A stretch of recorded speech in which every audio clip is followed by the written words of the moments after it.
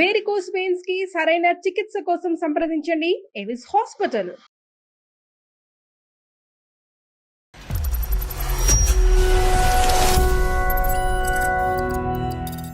తన పేరు స్వాతి సార్. తను నా కొలీగ్. 1 year రిలేషన్షిప్ లో ఉన్నాము. కొంచెం ప్రపోజ్ చేసిన తనే వచ్చి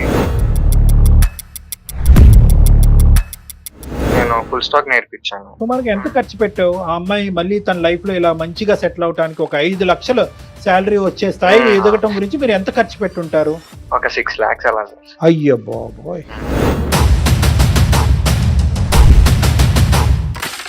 మీరు మంచోళ్ళు, ప్రపంచం అంతా ఇంతే మంచిగా ఉంటుందని అనుకుంటారు. మీ కుర్రకారు అంతా కూడా దాన ధనబాలు జోబులు బొక్కలు పెట్టుకుని డబ్బులంతా ఇస్తారు.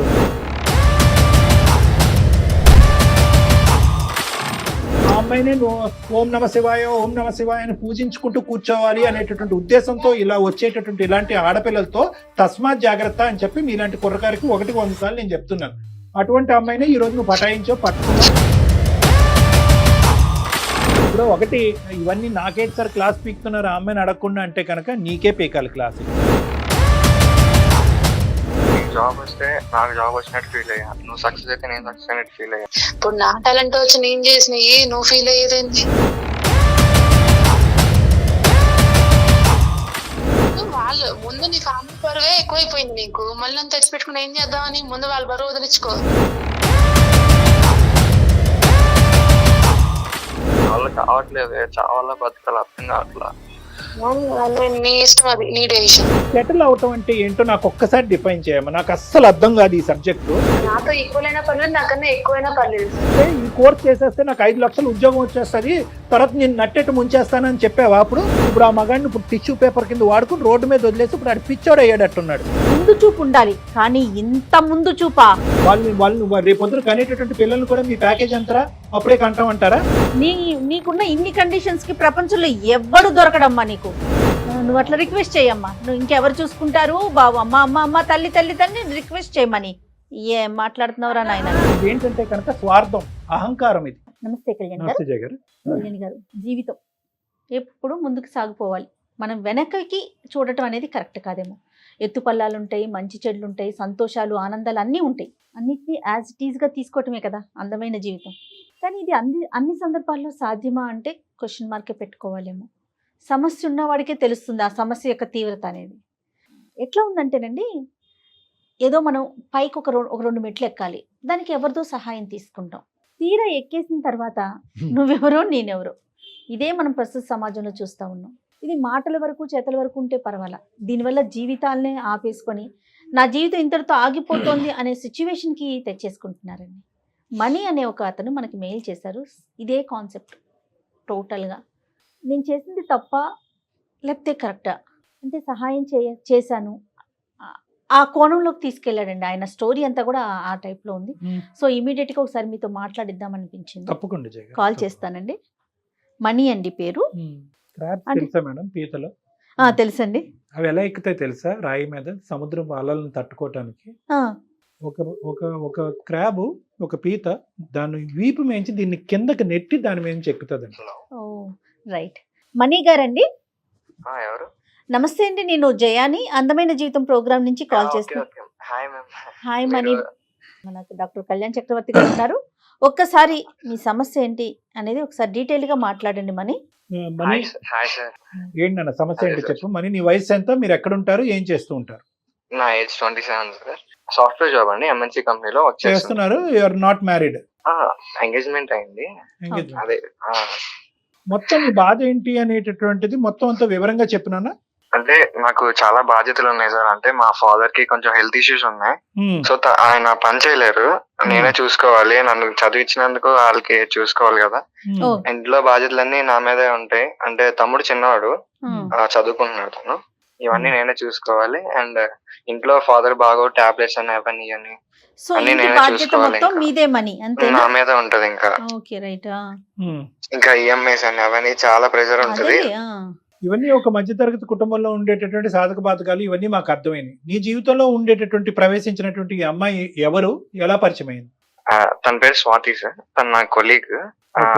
ఓకే 1 year రిలేషన్షిప్ లో ఉన్నాము. అంటే తను జాయిన్ అయిన కాడ నుంచి కొంచెం ప్రపోజ్ చేసింది తనే వచ్చి. ఓకే అంతా బాగానే జరుగుతుంది. అయితే తన జాబ్ పోయింది సడన్ గా. జాబ్ పోయిందా? పోయింది సార్. అయ్యో అంటే రీసెంట్ గా కొన్ని ఐటీ కంపెనీస్ లో ఈ జాబ్స్ తీసేశారు. అదేలే, ఎక్కువ అదేలే. సాఫ్ట్వేర్ కంపెనీస్ ఎక్కువ. అదేలేండి రిసెషన్స్ లే ఆఫ్. ఆ. ఓకే అవును సార్. అయితే తనకి వేరే కంపెనీలో రిఫర్ చేశాను సార్ నేను. ఉమ్. తనకి జాబ్ వచ్చింది. ఒక 3 lakhs వచ్చింది సార్ మంత్లీ. అయితే తనకి నేను ఫుల్ స్టాక్ నేర్పించాను. కోర్సు మీరే ఆ. నేర్పించారు. అవును సార్. ఓకే. నేర్పించి తనకి అప్పుడు ఇంకా కొంచెం పొజిషన్ మారిన తనకి మంత్లీ 5 lakhs వచ్చినాయి సార్. ఓ సూపర్ జాబ్. సూపర్. దాంట్లోనే కొంచెం వేరే పొజిషన్. ఓకే. ఎంత టైం పట్టిందన్న ఈ మొత్తం ప్రాసెస్? అంటే నీ అమ్మాయి జాబ్ పోయిన కాడి నుంచి ఈ కోర్స్ నేర్చుకున్న తర్వాత మళ్ళీ ఇంకో జాబ్ వచ్చేంత వరకు ఎంత టైం 5 పట్టింది? 5 months సార్.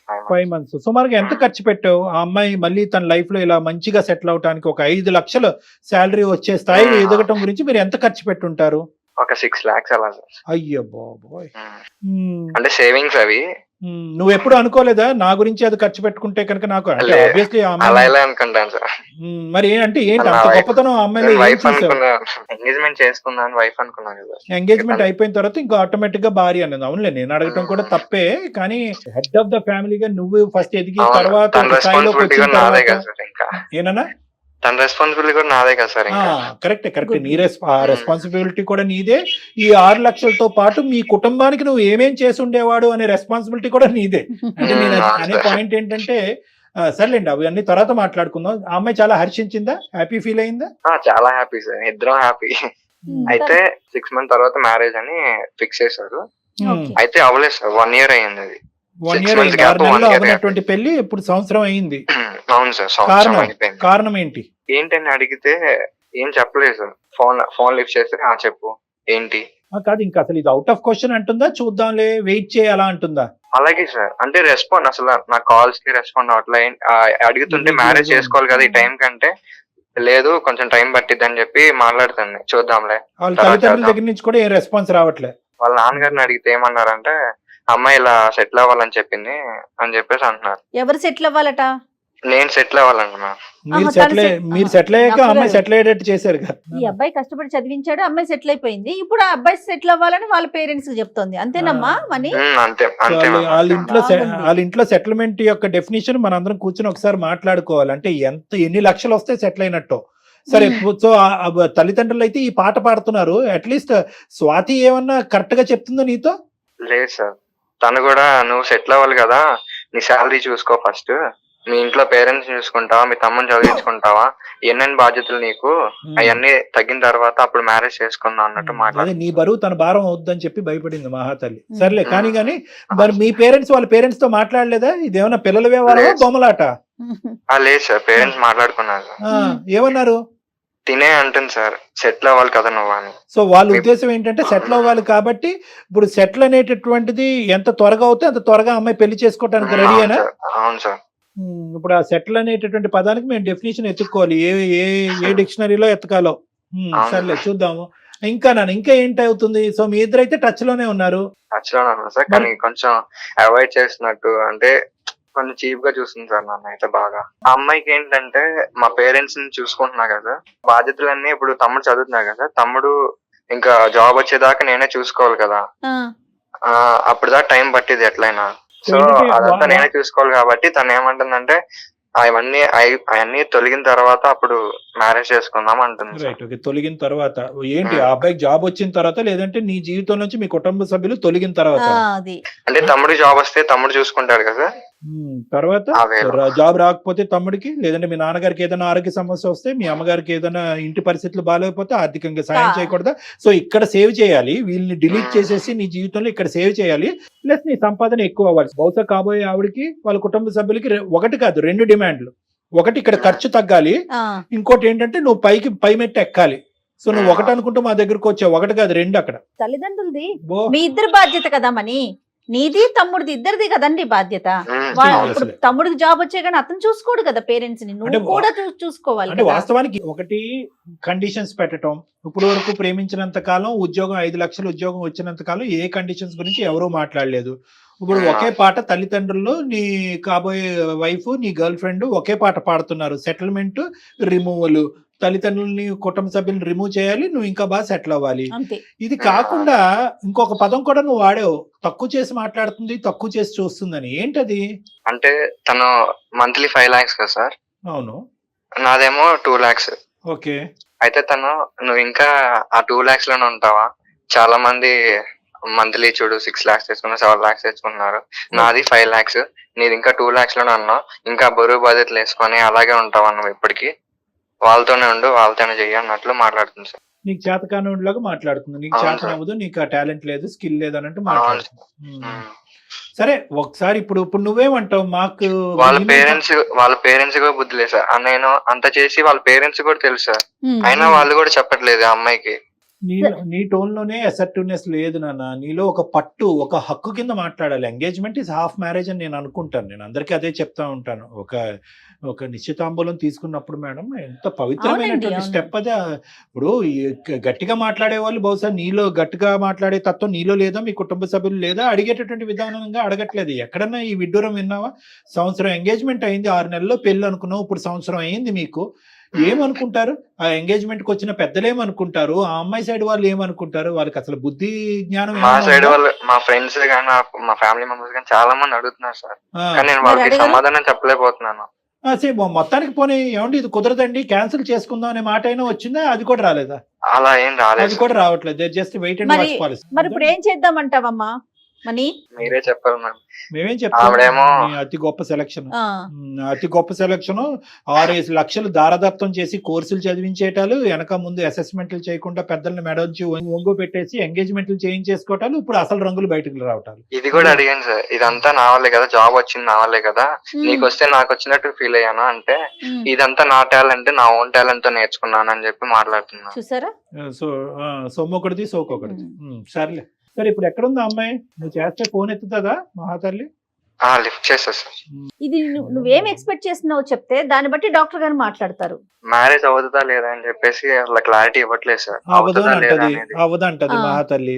అప్పుడు అవ్వదురా ఏంటి? బాబు. ఇప్పుడు నువ్వే ఇప్పుడు వరకు ఈ క్వశ్చన్ అడగలేదు.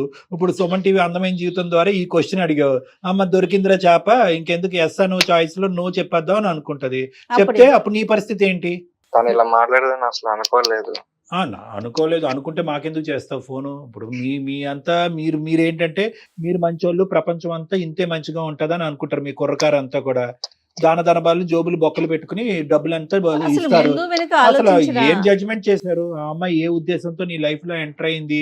బిజినెస్ సిస్టమో బార్టర్ సిస్టమో, నాకు ఎన్ని డబ్బులు వస్తాయి, ఎన్ని మెట్లు ఎక్కాలి, పెంపకం అలాగే ఏడ్చింది, తల్లిదండ్రులు కూడా అలాగే పెంచారు, వాళ్ళు దయాదాక్షిణ్యాలు. అసలు ఏం చెప్పట్లేదు సార్. ఎవరు చెప్పరయ్యా. ఇప్పుడు అదే మనకి ఇక్కడ వచ్చే ప్రాబ్లం ఏంటంటే, ఇప్పుడు నువ్వు దేవదాస్ అయ్యావు, నీ చేతిలో మందు గ్లాస్ పెట్టాలి మేము. అంతే. ఇప్పుడు పరిస్థితి ఎలా ఉంది? నువ్వు ఒక సెలక్షన్ చేసుకున్నావు, నువ్వు ఆ అమ్మాయి కండిషన్స్ మీద 6 నెలల్లోనే, సంవత్సరంలోనే ఆ మహాతల్లి ఇన్ని కండిషన్స్ పెట్టింది అంటే, జీవితాంతం నీకు ఎన్ని కండిషన్స్ పెడతది? నువ్వే నేనే కుటుంబం, మన పుట్టబోయేటటువంటి పిల్లలే కుటుంబం, అదర్ కుటుంబం ఈజ్ మైనస్ అంటది. ఏం చేస్తావు? ఆ అమ్మాయినే నువ్వు ఓం నమ శివాయ, ఓం నమ శివాయ అని పూజించుకుంటూ కూర్చోవాలి అనేటటువంటి ఉద్దేశంతో ఇలా వచ్చేటటువంటి ఇలాంటి ఆడపిల్లలతో తస్మాత్ జాగ్రత్త అని చెప్పి మీలాంటి కుర్రకారికి 100 సార్లు నేను చెప్తున్నాను. అటువంటి అమ్మాయినే ఈ రోజు నువ్వు పటాయించావు, పట్టుకున్నావు, దాన ధర్మాలు చేసావు, 6 లక్షలు ఎన్నిట్లకు ఉపయోగపడేది. బహుశా అదే కోర్సు మీ తమ్ముడికి నేర్పించుంటే కనుక మీ తమ్ముడికి మంచి ఉద్యోగం వచ్చి ఉండేది కదా. అంత దాకా ఎందుకు కళ్యాణ్ గారు? మీ తను నాన్నగారికి ఒక- నేర్చుకుంటే మీ తనకి నాన్న- ఫ్యామిలీకి ఉపయోగపడేవాడు కదా. నీకు ఉపయోగపడేది. లేదంటే మీ నాన్నగారికి ఏదంటే మెడికల్ బీమా కట్టి ఉండేవాడు, బోల్డ్ అని 1.25 లక్ష చేయొచ్చు. తను ఇలా చేస్తాను నేను అనుకోలేదు సార్. అంతేనా? మనీ అయిపోయినాకే కదా ఇప్పుడు ఒకటి ఆలోచించి. ఇవన్నీ నాకేంటి సార్ క్లాస్ పీకుతున్నారు ఆ అమ్మాయిని అడగకుండా అంటే కనుక నీకే పీకాలి క్లాస్ ఇక్కడ. ఎందుకంటే ఆ అమ్మాయి క్యారెక్టర్ ఏంటి, ఆలోచన అనేటటువంటిది మనకు ఆల్రెడీ అర్థమైపోయింది. అవును. నీకుండేటటువంటి ఆ 3 క్వశ్చన్లకి సమాధానం రాబట్టడం పెద్ద కష్టం కాదు. 2 నిమిషాల్లో నాకున్న అనుభవంతో నేను రాబట్టగలను. నేనేమంటున్నానంటే ఎండ్ రిజల్ట్ ఎలా ఉన్నా కూడా మన మంచికే వచ్చింది అనే విధంగా నువ్వు ముందుకు పో. అది నేను చెప్తున్నా. అది ఎందుకంటే 2 నెలల్లోనే ఇంత 70mm సినిమా చూపెట్టినటువంటి అమ్మాయి జీవితాంతం ఏ సినిమా నీకు చూపెడుతుంది? నీకు నీ కుటుంబ సభ్యులు ఒక పెద్ద గుడిబండ తెచ్చుకుని ఇంట్లో పెట్టుకున్నట్టుగా అనిపిస్తూ ఉంటుంది. ఒక వైట్ ఎలిఫెంట్ అంటారు ఇలాంటి వాళ్ళని, తల్లేనుగు. సో కాబట్టి నీకు కూడా నేర్చుకోవాల్సిన పాఠాలు కూడా ఇక్కడ ఉన్నాయి. ఇవన్నీ నేను ఆ అమ్మాయి ఎదుర్కొంటే చెప్పలేను కాబట్టి ఆ అమ్మాయికి ఫోన్ కలప ముందే నీతో చెప్తున్నాను. 2 ద్వారాలు ఓపెన్ చేయి, exit or entry, whatever it is. Okay, 2 accept చేయడానికి రెడీగా నాకైతే ఉండండి. తనైతే కావాలి సార్. కావాలి. మా పేరెంట్ అయితే వదులుకోలేను తన కోసం. ఓకే, ఫోన్ కలుపు, మాట్లాడదాం.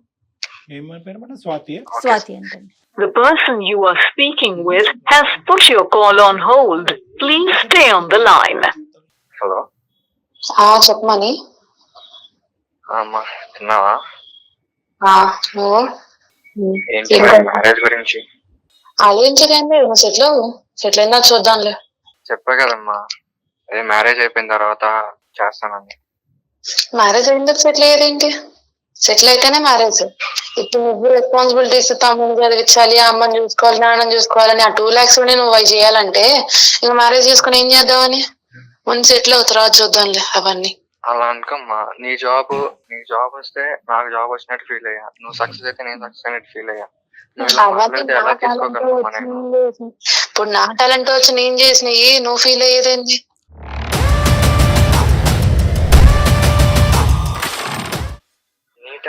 అంటే నేనే హెల్ప్ చేయలేదంటావా? ఒక రెజ్యూమే పంపించేసి సెట్ చేసేసినట్టున్నా నన్ను.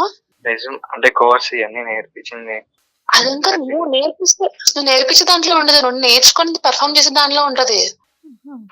ఇప్పుడు ఏమంటామ్మా మ్యారేజ్ గురించి? మ్యారేజ్ గురించి ఏమనేది ఏం లేదు. సెటిల్ అసలు ఓన్ హౌస్ లేదు, ఏమీ లేదు. ఊరికి ముందు వచ్చి ఎంగేజ్మెంట్ చేసుకొని సెటిల్ అవ్వకుండా ఇప్పుడేమో పెళ్ళి అంటే అలా అవుతుంది. ముందు సెటిల్ అవ్వు. నా వాళ్ళు కావట్లేదే. ఎంగేజ్మెంట్ 1 year అవుతుంది. ముందు నీ ఫ్యామిలీ బరువే ఎక్కువైపోయింది నీకు. మళ్ళీ అంత తెచ్చి పెట్టుకుని ఏం చేద్దామని? ముందు వాళ్ళ బరువు వదిలించుకో. అలా మాట్లాడుకోమ్మా, వాళ్ళు నా పేరెంట్స్, వాళ్ళకి నేను చూసుకోవాలి కదా. అది ఎంత మ్యారేజ్ ముందు వరకే కదా. ముందు వాళ్ళని నువ్వు సెట్ చేయలేకపోతున్నావు. మీ తమ్ముడు ఇంక చదువు అవ్వలేదు, ఇంకా వాళ్ళకి ఏం సెట్ కాలేదు. ముందు హౌస్ కట్టించి వాళ్ళని పెట్టిందా అప్పుడు బరువు. నేను సెట్ అవడం నాకు ఎంతసేపు పని కాదు, కానీ నాకు కొంచెం బాధ్యతలు ఉన్నాయి. అర్థం చేసుకో. ఎన్నాళ్ళు ఆగుతావు? నా వల్ల కావట్లేదు, చావాలా బతకాలి అర్థం కావట్లా. నీ ఇష్టం, అది నీ డెసిషన్. అయినా అసలు నా ప్యాకేజ్ ఎంత, నీ ప్యాకేజ్ ఎంత? ఇప్పుడు ఎవరైనా రేపొద్దున మ్యారేజ్ చేసుకొని నీ ప్యాకేజ్ ఎంతమ్మా, నీ ప్యాకేజ్, మీ ఆయన ప్యాకేజ్ ఎంత అంటే ఎలా చెప్పుకుంటా చెప్పు? ముందు నువ్వు సెటిల్ అయితేనే కదా. మ్యారేజ్ అయితే తర్వాత నేనే చేస్తానమ్మా. ఆలోచించు. వాళ్ళ కోసం నువ్వు నన్ను ఆపడం కరెక్ట్ కాదమ్మా. వాళ్ళ కోసం అంటే ఎట్లా? నువ్వు వాళ్ళు ఇలా ప్యాకేజ్ అడుగుతారు, మీ ఆయన పొజిషన్ ఏంటి అలా అడిగితే మాత్రం చెప్పాలి. నాకు ఏదో ఇష్యూ వల్ల నేను జాబ్ మానేయాల్సి వస్తుంది. అప్పుడు నీ ప్యాకేజ్ తో పిల్లలు ఎలా పెంచుదామని పెళ్లి చేసుకుంటా అంటున్నావు. మ్యారేజ్ అవ్వగానే 3 or 4 months లో డెఫినెట్ గా నీకన్నా ఎక్కువ తెచ్చుకుంటాను. ఇప్పుడు పెట్టే టైం పెట్టి సెటిల్ అవ్వు, అప్పుడు చూద్దాం తర్వాత సంగతి. ఇంకా సొల్యూషన్ దొరకదేమమ్మా. నేను సుమన్ టీవీ నుంచి అందమైన జీవితం ప్రోగ్రామ్ లో సార్ ఉంటారు, కళ్యాణ్ చక్రవర్తి సార్, అని జయ మేము మాట్లాడండి ఒకసారి. అతని ఇంట్రడక్షన్ కూడా పాపం చేయలేదు. ఎంత డల్ అయిపోయాడంటే మాటలు కూడా రావట్లేదండి. అమ్మ స్వాతి, నమస్తే అమ్మా. నమస్తే సార్, చెప్పండి సార్. బాగున్నావమ్మా? బాగుందండి సార్. అమ్మ సారీ, నీ పర్మిషన్ లేకుండా మేము బ్యాక్గ్రౌండ్ లో అంతా వింటూనే ఉన్నాము గోడచాటున. కానీ ఏంటంటే తప్పలేదమ్మా, తప్పనటువంటి పరిస్థితిలోనే మేము ఇలాంటి అవతారాలు ఎత్తవలసిన పరిస్థితి ఏర్పడుతూ ఉంటుంది. ఇప్పుడు ఏంటంటే ఇది చాలా బాధ కలిగిస్తుందమ్మా. అంటే నాకు యాజ్ ఏ ప్రొఫెషనల్ అవనియండి, లేదంటే జయ గారు యాజ్ ఏ సోషల్ పర్సన్ అవనియండి, చాలా బాధగా ఉంది. అంటే ఆడపిల్లలు అంటే మేము ఇంకా పూర్తిగా నీ స్టోరీ వినలేదనుకోండి, నువ్వు మాట్లాడిందే ఒక 5-10 నిమిషాలు. ఆడపిల్ల ఇంత క్రూరంగా ఆలోచించగలరా? అంటే ఇంత కఠినంగా క్రూరం అనేది తప్పు మాట ఏమో, క్షమించండి. ఇంత కఠినంగా ఆలోచించగలరా? అంటే జీవితానికి సంబంధించినటువంటి నిర్ణయాల్లో ఉమెన్ ఎంపవర్మెంట్, ఆడదాని యొక్క ఎదుగుదల అనేటటువంటి ఇలాంటి రకరకాల మాటలు మాట్లాడేటటువంటి ఈ క్రమంలో ఆడది ఒక సున్నితమైనటువంటి మనస్తత్వం పోగొట్టుకునే పరిస్థితికి వచ్చాము మనం. అలా దిగజారిపోయాం. అంటే ఎదగాలి అనేటటువంటి తత్వంతో పక్కన ఎవరు ఉంటే కనుక వాళ్ళని తొక్కుకుని వెళ్ళిపోవాలి, ఒక సున్నితమైన మనస్తత్వాన్ని వదిలేయాలి, మానవత్వాన్ని వదిలేయాలి, ప్రేమని త్యాగం చేసేయాలనే కాన్సెప్ట్లు కూడా మనం మాట్లాడుకుంటున్నావా? మాట్లాడుకోవట్లేదేమో కదా. ఏంటమ్మా నీ ఒకసారి నీ వివరణ చెప్పు. అంటే నీలో అతను చూపెట్టినటువంటి ఈ మార్పు ఇది నిజంగా నీకు ఉద్యోగం వచ్చినప్పుడే ఉందా, లేదంటే ఈ లెవెల్కి ఎదిగిన తర్వాత ఇలా చేద్దామని నువ్వు ఏమైనా ముందు నుంచే నిర్ణయం తీసుకున్నావా? అసలు మీ ప్రేమ ఎలా మొదలైంది? అసలు నువ్వు మనీ గురించి ఏమని చెప్పాలి అని అనుకుంటున్నావు? మనీ ఇప్పుడు ఉండేటటువంటి పరిస్థితి ఏంటి? అతను నువ్వు ఎప్పుడు పెళ్లి చేసుకుందాం అనుకుంటున్నావు? అసలు పెళ్లి చేసుకుందాం అనుకుంటున్నావా లేదా? వీటి గురించి కొద్దిగా వివరించి చెప్పమ్మా. సార్ మ్యారేజ్ అంటే ఇప్పుడు తను సెటిల్ అయ్యే దాని మీద ఆధారపడి ఉంటది. మా లవ్ 3 years అవుతుంది సార్. 1 year లవ్, ఇద్దరం ఒకటే ఆఫీస్ కొలీగ్స్. ఇంకా రిలేషన్షిప్ లో ఉన్నాము. అనుకోకుండా టెర్మినేషన్ వల్ల నా జాబ్ పోయింది. ఇంకా నా రెజ్యూమే ప్రిపేర్ చేసి తను నాకు కొంచెం గైడ్ చేసి పంపించారు వేరే ఎంఎన్సీ కంపెనీకి. నేను మంచిగా పర్ఫార్మ్ చేయడం వల్ల నాకు జాబ్ వచ్చింది. ఇప్పుడు 5 lakhs సార్ నాకు. అంతేనా? జాబ్ ఓన్లీ వచ్చిన తర్వాత కాదమ్మా, ఓన్లీ రెజ్యూమ్ పంపించడమేనా? మిమ్మల్ని వేరే కోర్సు చదివించడం లాంటివి ఏమన్నా ఉన్నాయా? ఎందుకంటే తను చెప్పారు మనీ. సార్ మేడం నేర్పించారు. కానీ తను ఎంత నేర్పించినా సరే నేను పర్ఫార్మ్ చేసే దాన్ని బట్టి నేను నేర్చుకున్న దాన్ని బట్టి ఉంటది కదా. కదమ్మా, ఎంత ఖర్చు అయిందమ్మా దానికి? మనీ అవి నేను చూడలేదు సార్. తను నాకు అది అతను అంటే సుమారుగా 6 లక్షలు అయిందని చెప్పాడు. సరేలేండి, ఇప్పుడు మీకు 5 లక్షలు నెలకు వచ్చే వాళ్ళకి మీకు 6 లక్షలు కనిపించలేండి. కానీ సరే, 6 లక్షలు ఖర్చు అయ్యింది.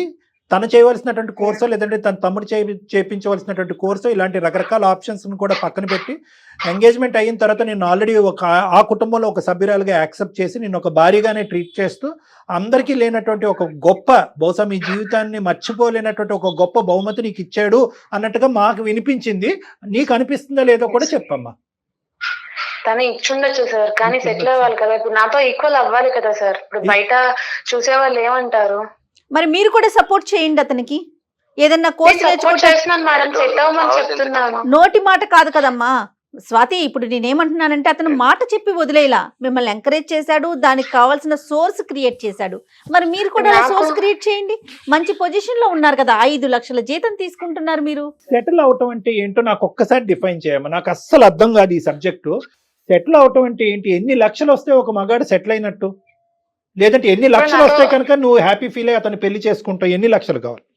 ఇప్పుడు 5 దాటాలా? ఈక్వల్ అయినా పర్లేదు, నాకన్నా ఎక్కువైనా పర్లేదు సార్. ఓకే సరే. ఇప్పుడు అతనికి ఏంటమ్మా అంటే, ఇప్పుడు నేను స్వాతియే చెప్తేనే అతనికి 5 లక్షలు సంపాదించేటటువంటి ఉద్యోగం వరకు వెళ్తాడా? ఒక మగాడికి ఒక ఆశయం, ఒక గోల్, ఒక డైరెక్షన్ ఉండవా?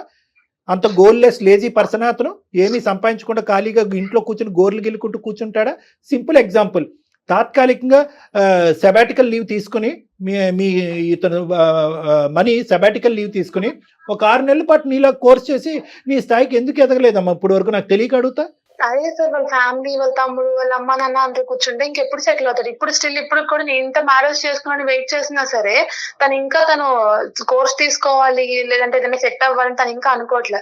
ఇంకా ఫ్యామిలీ, ఇంకా తమ్ముడు అని అక్కడే ఆగిపోతే ఎట్లా సార్? అదే ఆగిపోయాడు. పిచ్చోడు కాబట్టి ఆగిపోయాడు, మెంటలోడు కాబట్టి ఆగిపోయాడు. స్వాతి, నాకు ఇప్పుడు నేను కొద్దిగా నేను మాట్లాడతాను. 2 మాటలమ్మా. నీకు వచ్చి 6 లక్షలు ఇచ్చి నీకు ఒక కోర్స్ చేయించి ఒక ఉద్యోగం ఇప్పించేటటువంటి మగాడిని, ఒరే ఇంటికి పెద్దగా నువ్వురా మొగుడు మగాడు, నాకంటే ఎక్కువ సెటిల్ అవ్వాల్సింది నువ్వు, నాకంటే ఎక్కువ సంపాదించవలసింది నువ్వు, కాబట్టి ఫస్ట్ ఇదే కోర్సు నువ్వు చేసి నువ్వు సెటిల్ అవ్వనే మాట ఎందుకు అనలేదు తల్లి నువ్వు? నేను సెట్ అవ్వమన్నాను సార్, స్టిల్ ఇప్పటికీ నేను సపోర్ట్ చేస్తున్నాను. ఇప్పుడు కాదు, ఫైనాన్షియల్ గా ఇప్పుడు కాదమ్మా. నీకెచ్చి నీ మీద దారదత్తం చేసే ముందు నా గురించి కాదు, ఫస్ట్ నీ గురించి ఆలోచించుకో. నువ్వు ఫస్ట్ సెటిల్ అవ్వు. నువ్వు సెటిల్ అవుతే కనుక నాకు గౌరవప్రదంగా ఉంటుంది, తర్వాత నేను ఎలాగైనా ఉద్యోగం సంపాదించుకుంటానని ఇప్పుడు మాట్లాడే టోను అతను నీ చేత కోర్స్ చదివించేటప్పుడు, డబ్బులు ఖర్చు పెట్టేటప్పుడు ఎందుకు రాలేదు ఇది టోను? అరే ఈ కోర్స్ చేసేస్తే నాకు 5 లక్షలు ఉద్యోగం వచ్చేస్తుంది, తర్వాత నేను నట్టెట్టు ముంచేస్తానని చెప్పావా అప్పుడు?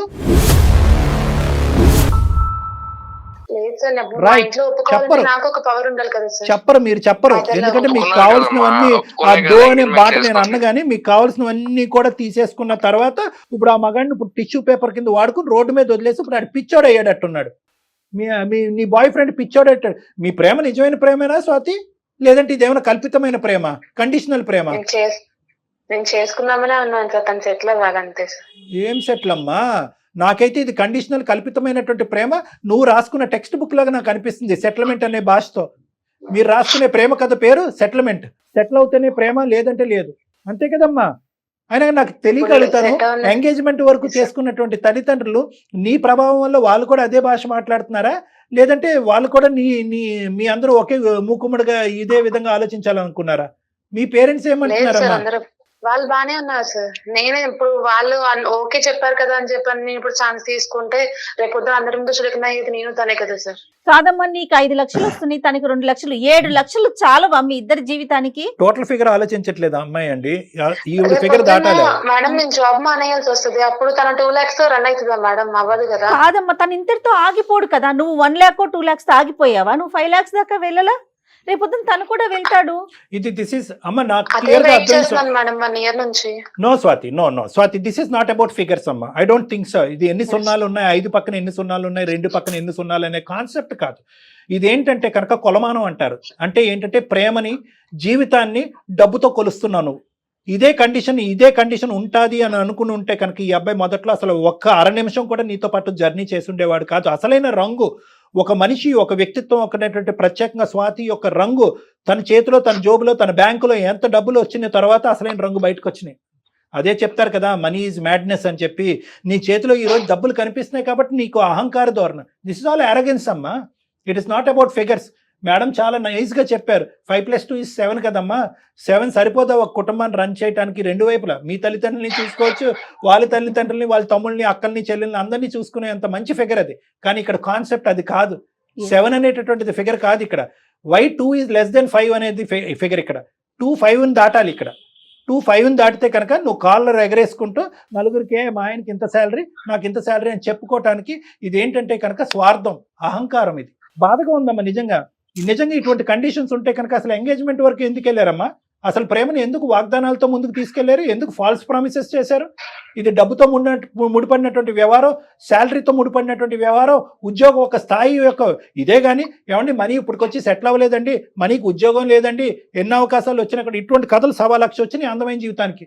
అప్పుడు మేమే చెప్పాం, ఒరే మనీ నువ్వు ఫస్ట్ సెటిల్ అవరా, నువ్వు ఉద్యోగం సంపాదించరా, నీ బ్యాంక్ బ్యాలెన్స్ కొంత చూపెట్టరా, అవతల వాళ్ళకి నమ్మకం వస్తుంది, కుటుంబ సభ్యులు నమ్మకం వస్తుంది, అప్పుడు వాళ్ళే నీకు రెడ్ కార్పెట్ వేస్తారని చెప్పిన సందర్భాలు బోల్డ్. మనీ ఏమైనా బాధ్యత లేనటువంటి మనిషా? నీలాంటి మనుషులు 9గురిని పోషిస్తున్నాడు అక్కడ, వాళ్ళ బాధ్యత తీసుకుంటున్నాడు. నువ్వు అది కూడా డిలీట్ చేయమంటున్నావు. అసలు కళ్యాణి గారు అదే డిలీట్ చేయమంటోంది.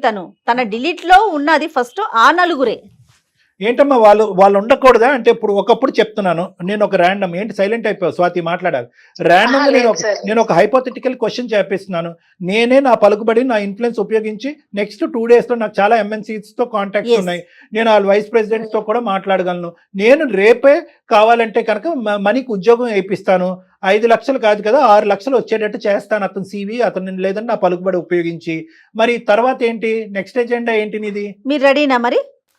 ఓకే సార్, జాబ్ వచ్చింది. తను మరి వాళ్ళ ఫ్యామిలీ పరిస్థితి ఏంటి సార్? గాడిది గుడ్ ఏం కాదు. ఏం చేయమంటావు? వాళ్ళ ఫ్యామిలీని వదులుకోమంటావు? ఫ్యామిలీ ఓకే, ఫ్యామిలీని వదులుకుంటాడు. మీ అమ్మ నాన్న వదులుకుంటావా? తమ్ముడు చూసుకుంటాడు. నాకంటే మా పేరెంట్స్ ఇంకెవరు లేదు, నేను ఒక్కదాన్ని. తనకంటే వాళ్ళ తమ్ముడు ఉన్నాడు కదా, చూసుకుంటాడు. మరి ఇతని బాధ్యత కాదా? ఇంకెవరు చూసుకుంటారు?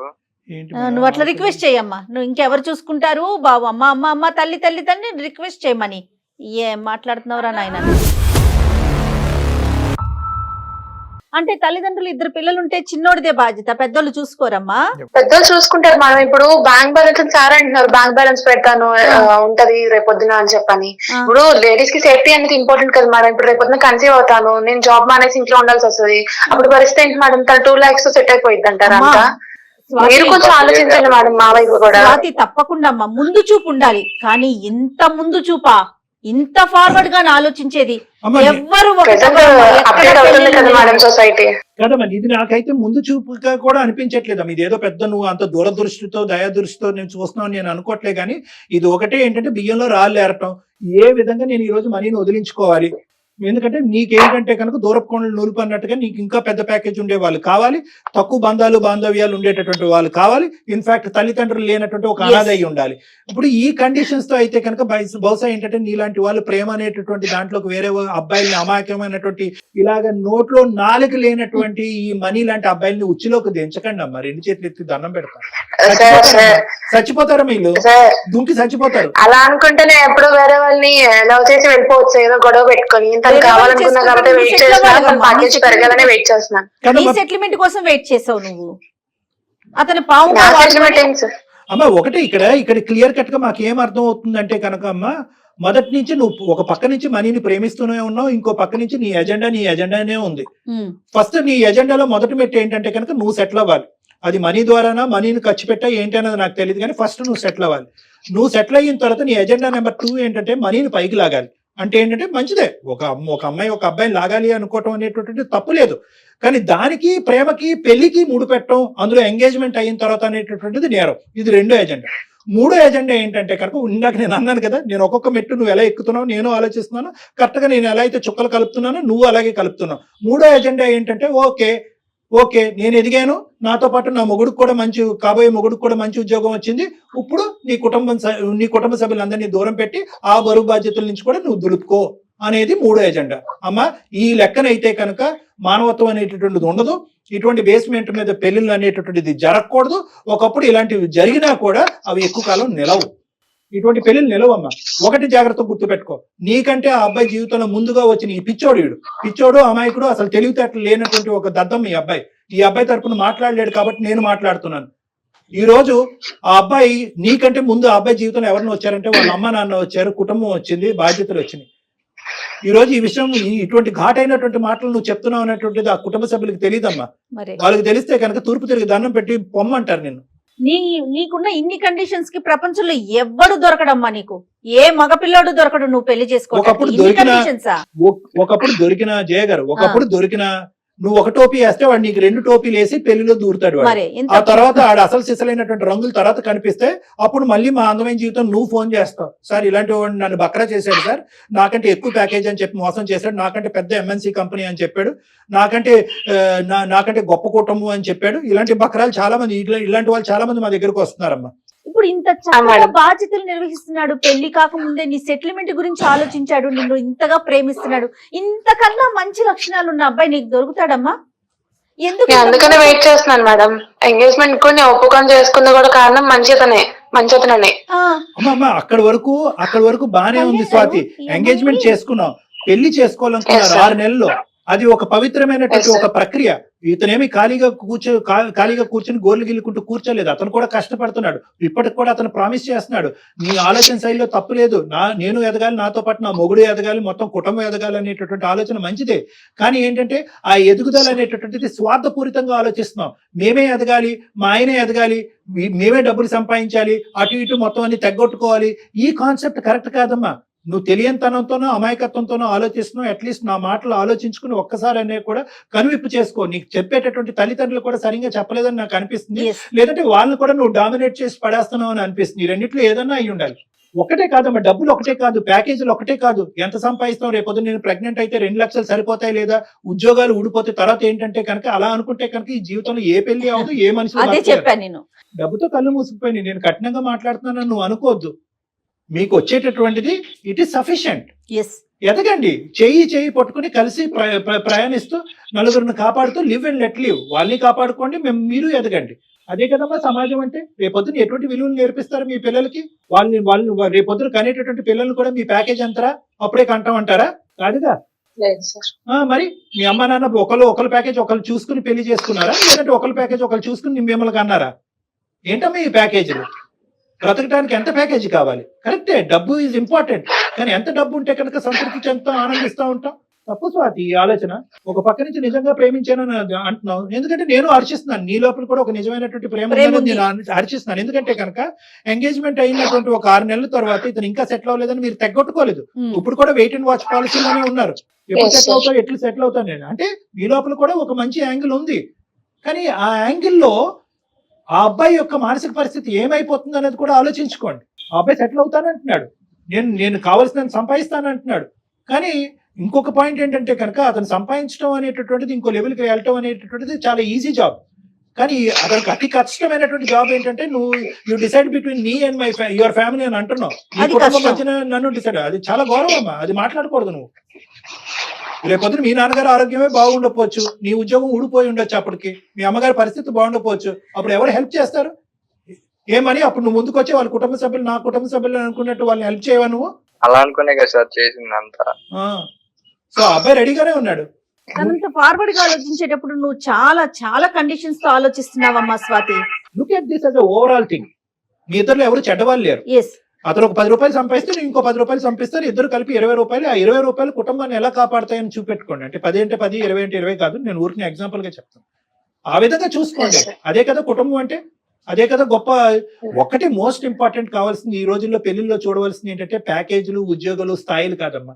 ప్రేమ ఆప్యాయత ఉందా, ఇద్దరు పర్సనాలిటీస్ మ్యాచ్ అవుతున్నాయి, ఇద్దరు ఆలోచన శైలి మ్యాచ్ అవుతుంది, ఇద్దరు కుటుంబాలు కలుస్తున్నాయి Yes. లేదా, ఈ ఈ ప- ఈ ఈ మాట మాత్రం మనం గట్టిగా మాట్లాడాలి. ఈ కాన్సెప్ట్స్ మీద ముందుకెళ్ళండి అమ్మా. ఈ కాన్సెప్ట్స్ మీద ఆ అబ్బాయికి చెడు అలవాట్లు ఉన్నాయా లేదా, బాధ్యతయుతంగా వ్యవహరిస్తున్నాడా లేదా, నేను కాకుండా వేరే అమ్మాయి గురించి ఆలోచిస్తున్నాడా, అదే విధంగా నీ సైడ్, ఈ రెండు విధాలుగా ఆలోచించుకుంటూ ముందుకెళ్ళండి. రండి, కావాలంటే నా దగ్గరికి ఇద్దరు కలిసి Yes. రండి, నేను మాట్లాడతాను మీ ఇద్దరితోని.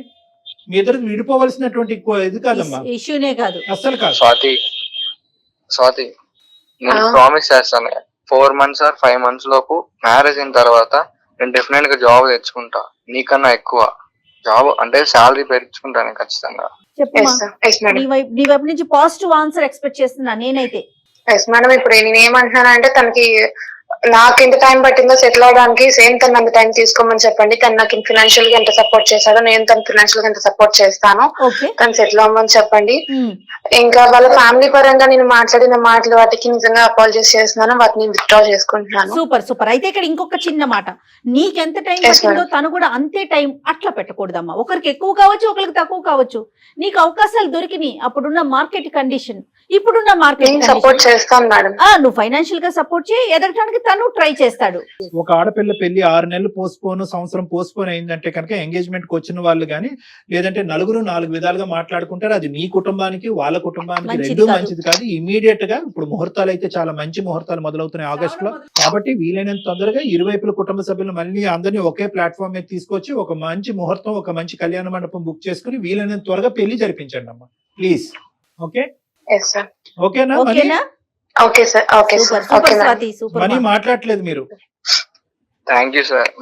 ఓకే నాన్న, ఓకే, ఆల్ ద బెస్ట్ నాన్న. Okay, okay okay sir, sir. Right మా right. Thank you sir. Okay Bye, నాన్న, sir. All the best. ఖచ్చితంగా సార్. చాలా సంతోషం. అంటే ఇది ఏంటంటే ఇది ఒక హ్యాపీ ఎండింగ్ మేడం. కానీ నేను ఇందాక ఆ అబ్బాయితో చెప్దాం అనుకున్నాను. సరే, వాళ్ళు ఎలాగ కలిసి జర్నీ చేయాలని డిసైడ్ అయ్యారు కాబట్టి వాళ్ళకి ఈ రోజు ఇది అసందర్భంగా అనిపించవచ్చు. ఒకప్పుడు ఈ స్వాతి ఇలా కాకుండా ఇంకో విధంగా ఈ రోజు మాట్లాడుంటే ఏమయ్యేది? సో అటువంటి మెసేజ్ మనం ప్రత్యేకంగా ఇటువంటి కుర్రకారికి మనం ఇవ్వాలి. అవును. సో ప్రేమించటం అనేటటువంటిది ఎంత గొప్ప ప్రక్రియో, ఎంత గొప్ప అనుభూతో, అట్ ద సేమ్ టైం ఏంటంటే ఆ ప్రేమతోనే అన్ని అంతం అవ్వవు, ఆ ప్రేమ కలిసి రాకపోతే ఇంకా జీవితాన్ని అంతం చేసుకోవాలనే ఆలోచన నుంచి కూడా యువతి యువకులు బయటపడాలమ్మా. ఎగ్జాక్ట్లీ. ఎందుకంటే అన్ని కలిసి రావాలి. ఒక ప్రేమ ఒక పెళ్లి కింద మారాలి అంటే, ఆ పెళ్లి జీవితాంతం ఒక ప్రయాణం కింద పారాలంటే చాలా ఫ్యాక్టర్స్ కలిసి రావాలి. కుటుంబ సభ్యుల యొక్క ఆలోచన శైలి రావాలి, స్థితిగతులు అనేటటువంటిది కలిసి రావాలి. వీళ్ళది స్థితిగతులు, ఆ అమ్మాయి ఎదిగింది, ఈ అబ్బాయి తక్కువలో ఉన్నాడు. అవును. ఇప్పుడు ఆ అమ్మాయి ఒప్పుకుని ముందుకు రావాలి.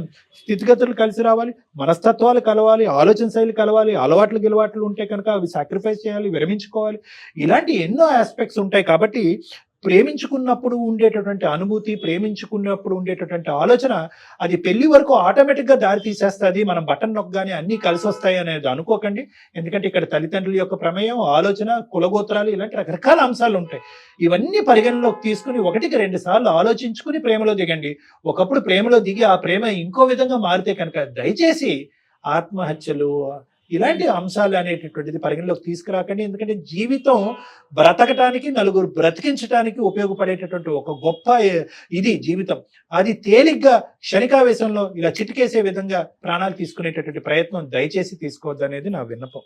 చాలా మంచి మెసేజ్ ఇచ్చారు కళ్యాణ్ గారు. Thank you so much. Thank you జగత్, నమస్తే.